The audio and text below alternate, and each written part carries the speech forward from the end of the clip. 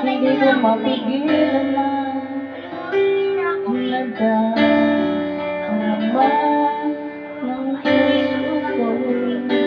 Kahit ba